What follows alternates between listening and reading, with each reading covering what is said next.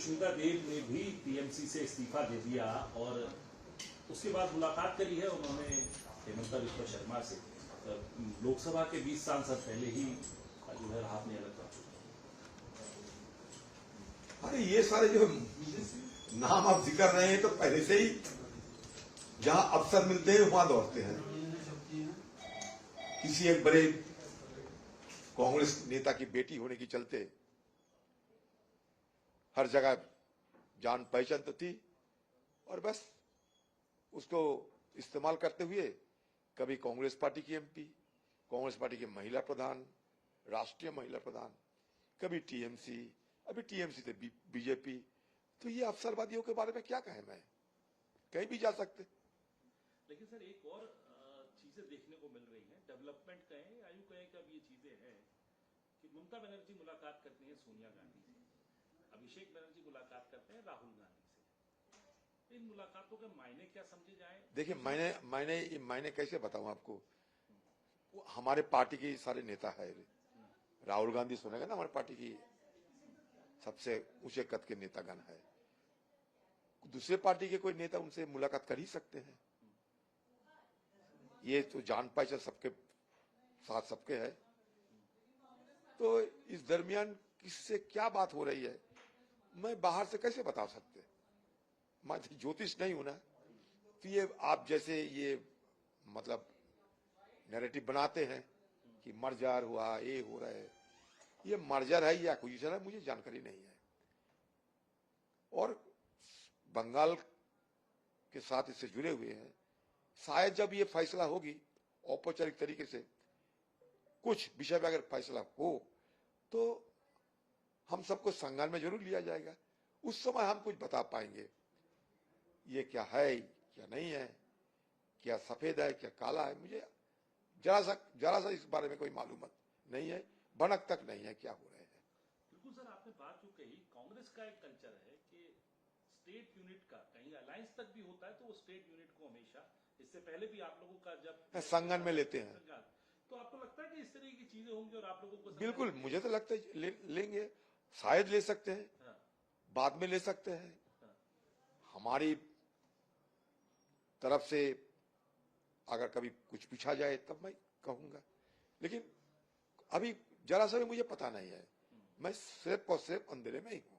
आप लोगों की जुबानी से मैं सुन रहा हूं, मुझे अपने तरफ से इस बारे में कोई जानकारी नहीं है।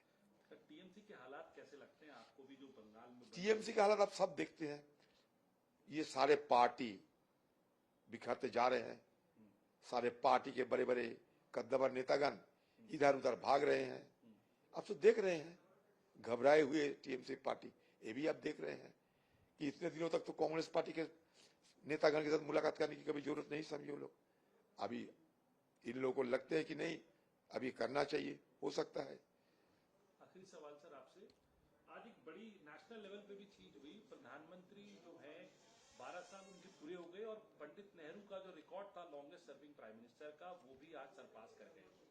और उसके बाद तमाम मंत्री जो है, कोई मंदिर जा रहा है और इस बात को जो अप्रिशिएट किया जा रहा है कि, और एनडीए की पूरी बैठक हो रही है। इसको कैसे देखते हैं? मेरा ये आखिरी सवाल है। देखिए, हमारा देश में बहुत सारे प्रधानमंत्री बने पहले भी। हाँ, जरूर नेहरू जी की समय सीमा प्रधानमंत्री पद के लिए, उससे मोदी जी आगे निकल रहे हैं। आपको शायद ये भी जानकारी होगी प्रधानमंत्री जवाहरलाल नेहरू भी प्रधानमंत्री रहते हुए उनकी मौत हो गई थी। तो इसलिए आगे बढ़ने की मौका उन्हें नहीं मिले थे। हमारे आज के प्रधानमंत्री स्वस्थ है और मैं ये भी कामना करूंगा स्वस्थ रहे, मजबूत रहे और उनका आयु बढ़ते जाए। लेकिन मैं तुलना किसी के साथ नहीं करना चाहते, क्योंकि ये तो होना ही था। कोई 12 साल किए तो उससे ज्यादा और कोई प्रधानमंत्री आ सकते। इंदिरा गांधी भी लंबी साल तक उन्होंने भी प्रधानमंत्री रही, लेकिन वो बीच में मतलब हारे फिर जीते, तो उसका भी लंबी समय काल बिताए प्रधानमंत्री पद को गरिमामय करते हुए। तो इसमें इतना मतलब इसमें नई कुछ नहीं है, मुझे ये लगता है। हम तो चाहेंगे कि और मोदी जी की आयु की वृद्धि हो और प्रधानमंत्री बन के रहे, तो अलग बात है। लेकिन नेहरू जी के साथ तुलना करके हुए किसी को छोटा या किसी को बड़ा करना मुझे मुनासिब नहीं लगता। कार्यकाल कैसा लगता है आपको इन 12 साल? बहुत सारे सवाल है। ये सवाल तो एक टिप्पणी में नहीं किया जा सकता। बहुत सारा आलोचना है सदन के अंदर, सदन की बाहर आलोचना करते हैं। बड़े सर्टिफिकेट देने का तो स्थिति में नहीं है। प्रधानमंत्री है, ठीक है, 12 साल गुजर चुके हैं, लेकिन प्रधानमंत्री होने के नाते देश को कैसे क्या किया, वो तो बहुत सारे सवालों में भरे हुए हैं। वो तो बात की बात होगी।